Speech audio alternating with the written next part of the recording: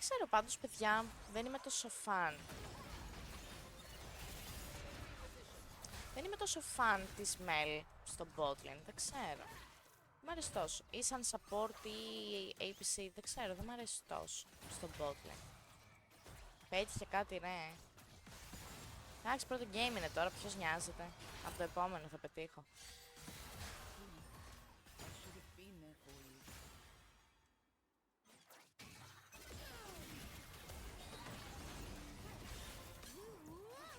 Α, δεν είχα W, ρε. Ω, εκεί τη σκότωνα με το Q της Μιώμη. Cringe. Δεν είχα για πιο δεύτερο W.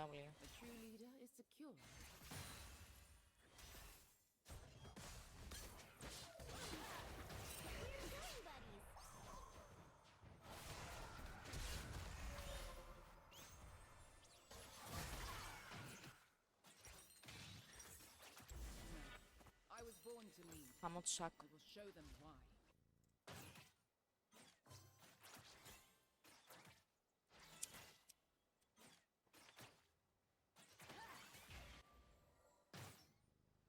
Σου λέει κάντον μπαν. Άσε, ναι.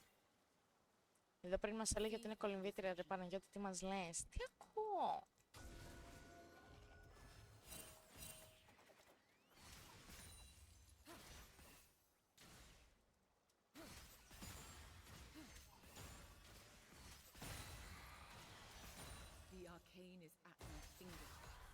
Assassin.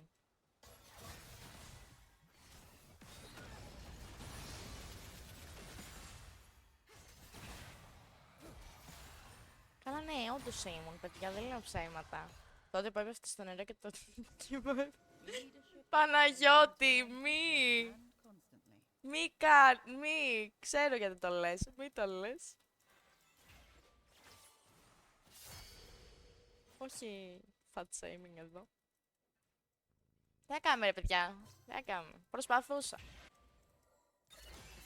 Αλλά αν πήγαινα κολυμβητήριο τώρα, με μια γοργόνα, ήταν όλα καλύτερα.